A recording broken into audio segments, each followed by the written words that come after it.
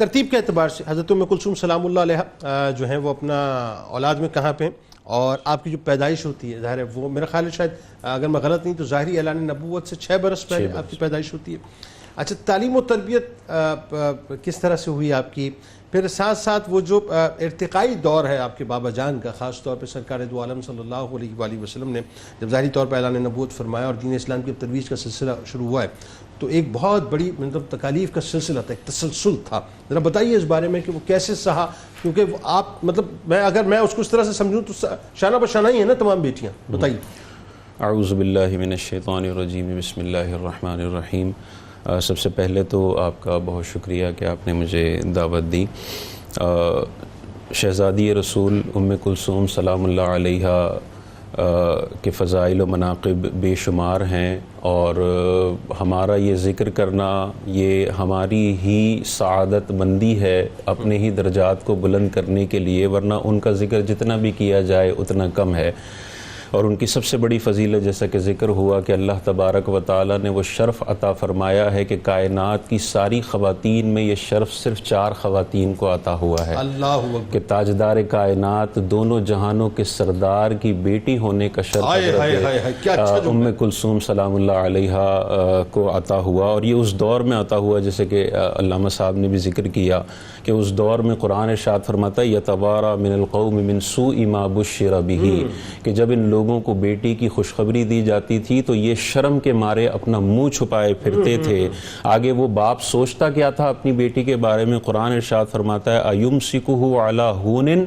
کیا اس کو ذلت سمجھتے ہوئے، بیٹی کو ذلت سمجھتے ہوئے اپنے پاس رکھ لے، ام یدسہ فی التراب، یا اس کو زندہ زمین میں درگور کر دے۔ یہ زمانہ جاہلیت میں عورتوں کے حقوق تھے کہ کوئی وقت نہیں تھی معاذ اللہ ثم معاذ اللہ، باپ بیٹی کے پیدا ہونے پہ ایک تو منہ چھپاتا تھا اور غور و فکر کرتا تھا کہ یا ذلت، آزمائش اور مصیبت سمجھ کر اس کو رکھ لے یا زندہ زمین میں درگور کر دے۔ بعض مصیبت سمجھ کر رکھتے تھے اور بعض زندہ زمین میں درگور کر دیا کرتے تھے۔ آج کل بھی وہ وائرس ہمیں اس دور کا نظر آتا ہے کہ پہلی بیٹی ہوتی ہے تو تھوڑی خوشی، بیٹے کے مقابلے میں تھوڑی خوشی، دوسری میں بالکل نارمل رویہ، تیسری میں غصہ آنے لگتا ہے، اور چوتھی میں غصے کی بہت زیادہ انتہا ہو جاتی ہے۔ بالکل ٹھیک، بالکل ٹھیک۔ اور پھر وہی ظلم والا سلسلہ، وہ شکار جو ہے، وہ جو ننھی سی بچی ہوئی ہے ابھی شاہزیب نے جو مطلب گولیاں ماری اس باپ نے، یہ تو انتہائی مطلب قیامت صغریٰ ہے، یہ اسی کا شاخسانہ ہے۔ اور اس دور کے تو بدترین مشرکین یہ زندہ درگور کرنے والا عمل کرتے تھے۔ آج کل کے لوگ جو اسلام کا کلمہ پڑھنے والے ہیں، حضور علیہ السلام کے امتی ہیں، وہ یہ کام کرتے ہیں۔ ایک اور مقام پہ اللہ تعالیٰ نے ارشاد فرمایا وَإِذَا الْمَوْعُودَةُ سُئِلَتْ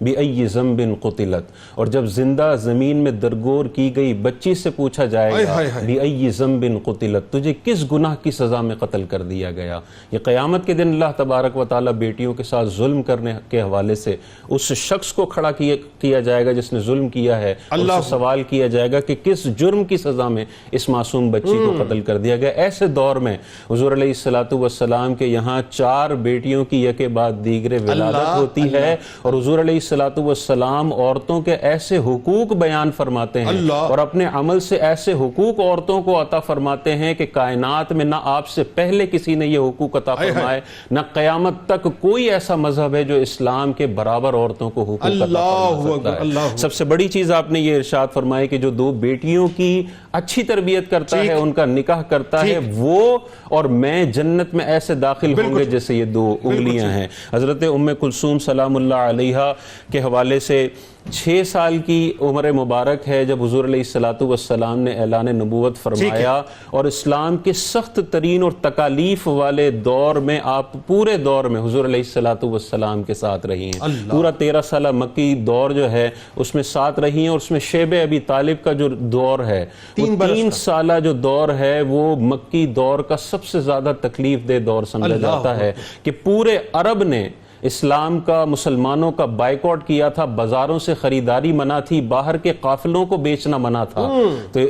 صحابہ ارشاد فرماتے ہیں کہ کھانے کو کچھ نہیں ہوتا تھا تو پتوں کو ابال کر اس کا پانی پیا جاتا تھا، اور پتے کھاتے تھے تو اس کی وجہ سے منہ میں جو ہے وہ چھالے پڑ جایا کرتے، چمڑے ابال کے۔ ایسے دور میں حضرت ام کلثوم سلام اللہ علیہ کے اوپر پورے گھر کی ذمہ داری ایک وقت آیا کہ آ گئی تھی کہ حضرت زینب سلام اللہ علیہ موجود نہیں تھیں، حضرت رقیہ سلام اللہ علیہ حبشہ ہجرت فرما چکی تھیں، آپ کی والدہ بستر علالت پر تھیں، تو آپ دیکھیں اپنی والدہ کی بھی خدمت کر رہی ہیں، اپنی چھوٹی بہن سیدہ کائنات فاطمہ الزہرا کا بھی خیال رکھ رہی ہیں، اور اپنے والد محترم سیدہ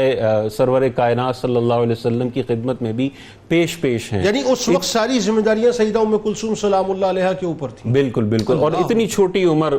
15-16 سال کی بالکل چھوٹی عمر کے دوران یہ سارا جو ہے وہ گھر کی ذمہ داری، اور حضور علیہ الصلوۃ والسلام سے اس قدر محبت کیا کرتی تھی کہ ایک وقت ایسا آیا کہ حضور علیہ الصلوۃ والسلام کو کسی نے تکالیف دیں، گستاخی کی، آپ علیہ الصلوۃ والسلام اپنے کاشانہ اقدس میں حاضر ہوئے تو حضرت ام کلثوم سلام اللہ علیہ نے آپ کو دیکھا تو آپ کے آنکھوں سے آنسو جاری ہو گئے۔ حضور علیہ الصلوۃ والسلام نے جب منظر دیکھا تو حضرت ام کلثوم سلام اللہ علیہ کو اپنے سینے سے لگا لیا اور ارشاد فرمایا کہ پریشانی کی کوئی بات نہیں ہے، ہمارا رب ہمارے ساتھ ہے، بے شک ہمارا رب ہمارے ساتھ ہے۔ اسی طرح اہل بیت کی محبت کے حوالے سے حضور علیہ الصلوۃ والسلام نے ایک آخری حدیث ذکر کر کے پھر اپنا موضوع ختم کرتا ہوں۔ حضور علیہ الصلوۃ والسلام نے ارشاد فرمایا کہ 4 لوگ ایسے ہیں کہ جن کی قیامت کے دن میں شفاعت کروں گا، ان میں سے پہلا وہ ہے جو میری اولاد کی عزت و تکریم کرنے والا ہے۔ یعنی پہلی شرط ہی آ گئی، پہلی شرط یہ ہے شفاعت کی کہ میری اولاد کی عزت اور تکریم کرنے والا ہے۔